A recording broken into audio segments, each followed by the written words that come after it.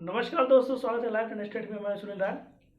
हम लोग प्राचीन भारतीय इतिहास के प्रमुख ऐतिहासिक स्रोतों के बारे में पढ़ रहे थे, जिसको हम लोग 4 प्रमुख स्रोतों के आधार पर अध्ययन कर रहे थे, और जिसमें हम लोगों ने धर्म ग्रंथ के आधार पे सबसे पहला देखा था, और इसी में दूसरा हम लोगों ने देखा था ऐतिहासिक स्रोतों के आधार पर। अब इसी को आगे कंटिन्यू करेंगे हम लोग।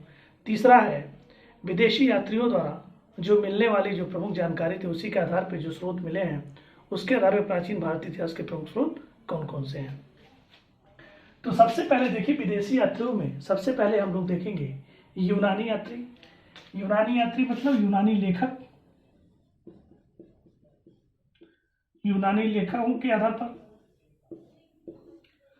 यूनानी लेखकों में अगर हम देखें तो सबसे पहला जो महत्वपूर्ण है वो है हेरोडोटस।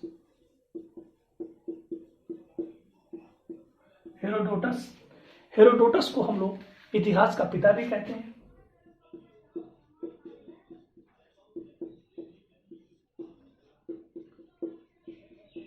इतिहास का पिता भी कहते हैं। इसने एक पुस्तक लिखी है हिस्टोरिका।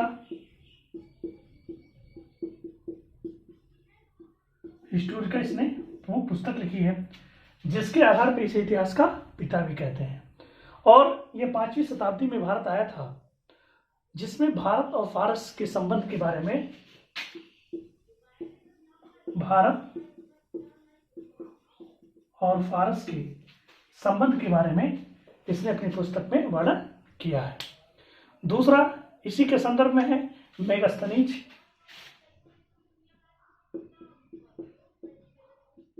दूसरा है मेगास्थनीज, बहुत महत्वपूर्ण है। मेगास्थनीज जो था वो सेल्यूकस निकेटर का राजदूत था। ये किसका राजदूत था? सेल्यूकस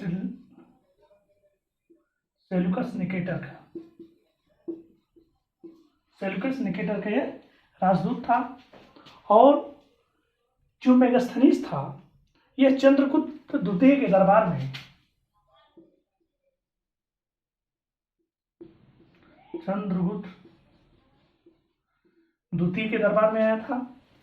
और जब यह चंद्रगुप्त द्वितीय के दरबार में आया तो आने के बाद में यह मौर्य प्रशासन की वैभव और उसके ऐश्वर्य को देख करके भूर भूर इसकी प्रशंसा करता है। और इसने अपनी एक पुस्तक लिखता है इंडिका।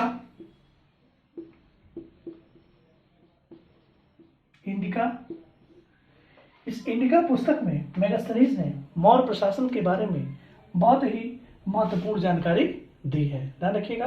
और ध्यान रखिएगा, जब इसने बहुत ज्यादा प्रशंसा मौर्य साम्राज्य का करता है तो स्ट्रैबो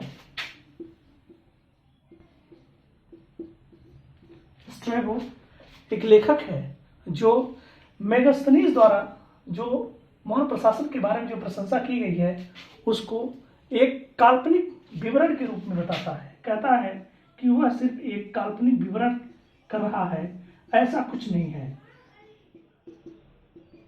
काल्पनिक विवरण के रूप में प्रस्तुत करता है कौन? स्ट्रैबो। किसको? इंडिका पुस्तक को। ध्यान रखिएगा, ये बहुत ही महत्वपूर्ण है। उसके बाद में टालमी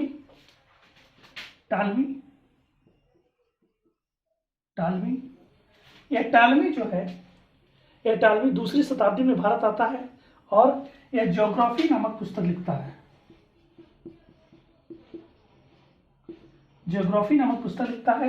और ज्योग्राफी में जो प्रमुख वर्णन करता है वो भारत के भूगोल का वर्णन करता है।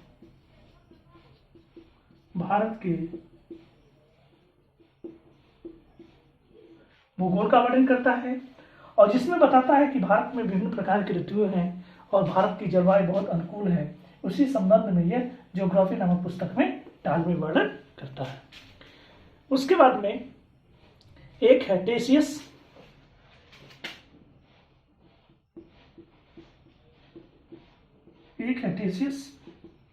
यह ईरान का राजवैद्य था।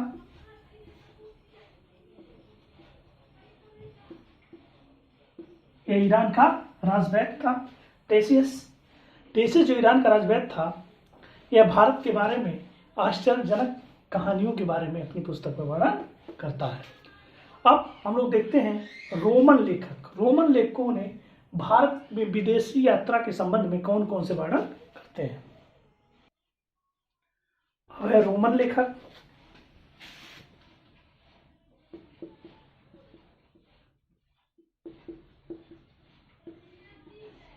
रोमन लेखक में सबसे पहला नाम है प्लिनी का। प्लिनी, इसकी पुस्तक है नेचुरल हिस्ट्री। प्लिनी की पुस्तक है नेचुरल हिस्ट्री, ध्यान रखिएगा। और इस नेचुरल हिस्ट्री में इसने भारत और इटली के बीच जो व्यापारिक संबंध है उसके बारे में प्लिनी ने वर्णन किया है। अन्य लेखक भी हैं, अन्य में एक डायमेकस है,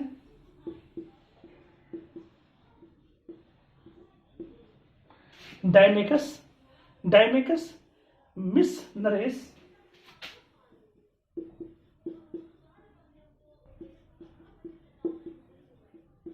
मिस्र राजा अंतियोकस,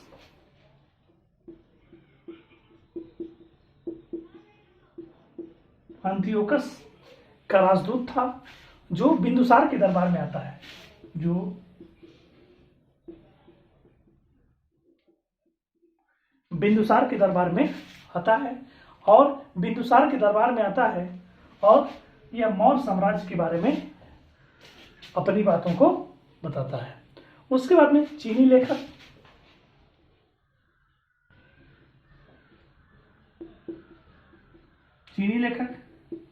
चीनी लेखक में सबसे पहला नाम है फाहियान।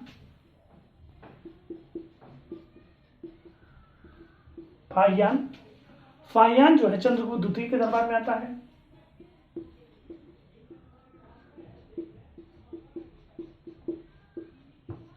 फाहियान चंद्रगुप्त द्वितीय के दरबार में आता है। उसके बाद में नष्ट लेखक है, नष्ट है संयुग्मन, नेक्स्ट है संयुगन जो है बौद्ध धर्म की प्राप्तियां एकत्र करता है।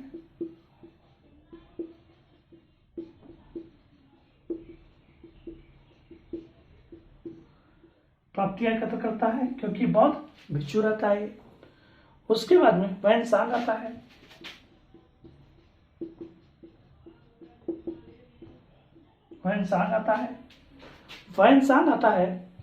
वैनसांग जो है हर्षवर्धन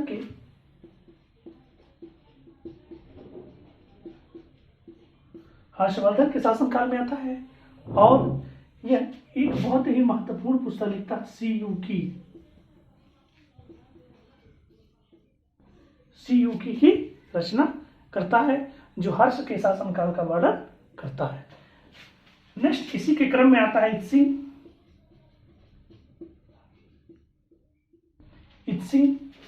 इत्सिंग 7वीं शताब्दी में भारत आता है और नालंदा और विक्रमशिला विश्वविद्यालय में अध्ययन करता है।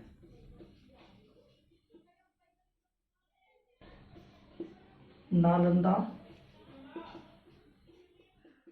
और विक्रमशिला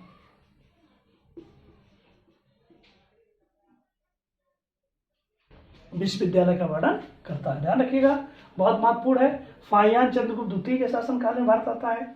संयुग्मन बौद्ध धर्म की प्राप्ति करता है, बौद्ध भिक्षु रहता है। वैनसांग चीनी लेखक आता है हर्षवर्धन के शासनकाल में, जो सीयूकी की रचना करता है और हर्ष के शासन की विशेषता के बारे में बताता है। नेक्स्ट इत्सिंग 7वीं शताब्दी में भारत आता है, नालंदा और विक्रमशिला में अध्ययन करता है। अध्ययन करने के बाद में उसके वैभव और उसके ज्ञान की परंपरा को आगे बढ़ाता है। फिर अगली कड़ी में हम देखेंगे अरबी लेखकों के बारे में। अगली कड़ी है अरबी लेखक। नेक्स्ट है अरबी लेखक।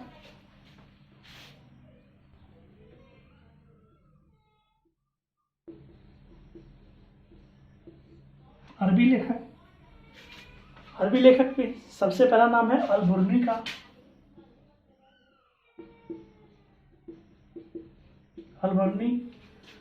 अल-बुर्नी मोहम्मद गजनवी के साथ आता है।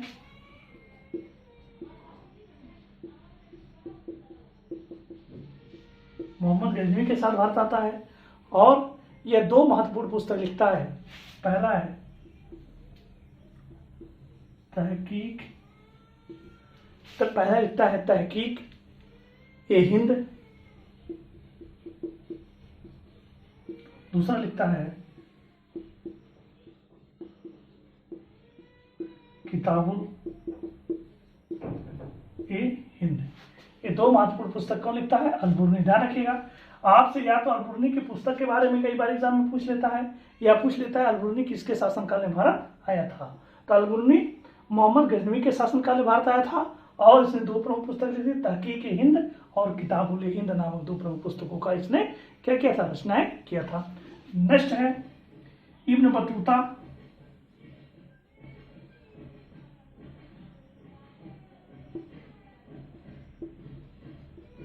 इब्न बतूता नेक्स्ट है इब्न बतूता।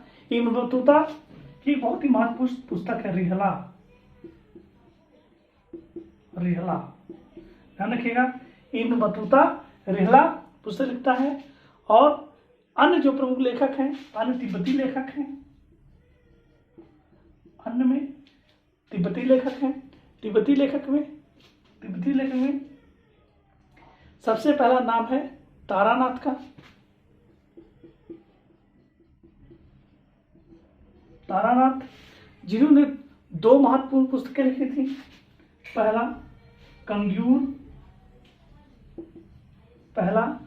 कंग्यूर, दूसरा तंग्यूर। पहला कंग्यूर, दूसरा तंग्यूर। यह तारानाथ तिब्बती लेखक है, ध्यान रखिएगा। नेक्स्ट है मार्को पोलो।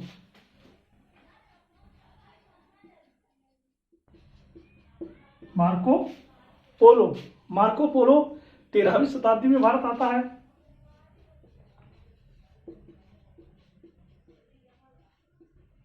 13वीं शताब्दी में भारत आता है और पांड्य देश के बारे में वर्णन करता है। पांड्य देश के बारे में वर्णन करता है। थैंक यू दोस्तों।